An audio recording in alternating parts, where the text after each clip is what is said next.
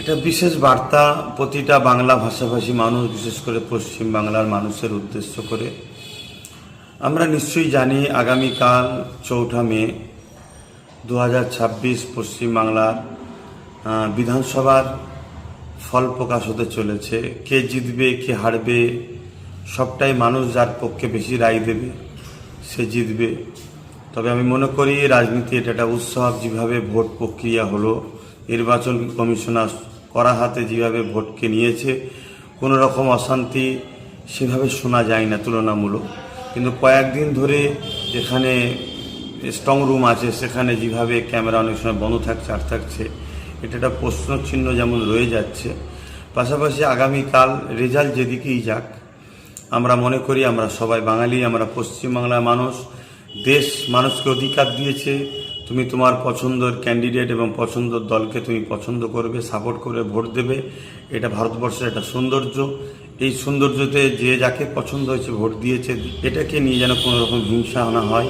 বিশেষ করে আইএসএফের পক্ষ থেকে যারা দাঁড়িয়েছেন তাদেরকে উদ্দেশ্য করে বলবো, আমি আশা রাখি এবং মহান স্রষ্টার কাছে দোয়া রাখি আপনারা খুব ভালো রেজাল্ট করবেন, শেষ পর্যন্ত টিকে থাকবেন।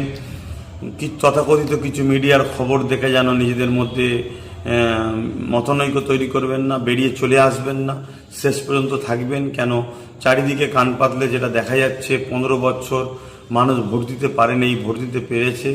এবং নওশাদ সিদ্দিকী যে মানুষের জন্য, দেশের জন্য এবং সংবিধানকে সামনে রেখে যে কাজ করছে, তাতে সর্বশ্রেণী সর্বধর্মের মানুষ নওশাদের উপর একত্র হয়েছে।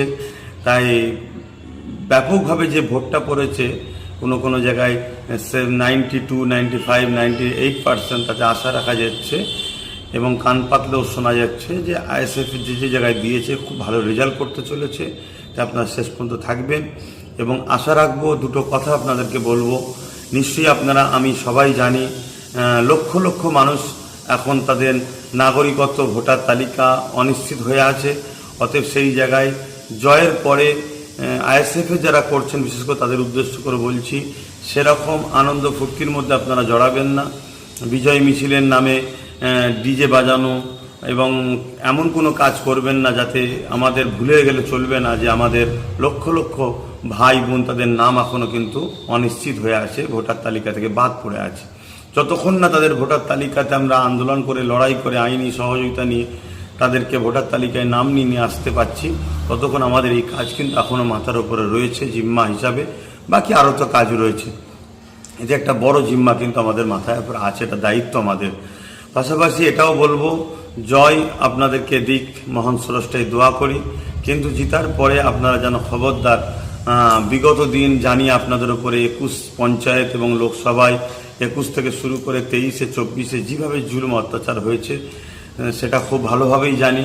কিন্তু আমরা তো সমাজ পরিবর্তন করতে এসেছি বা এসেছেন, তাই প্রতিশোধ নয়, মানুষকে ভালোবাসা দিন।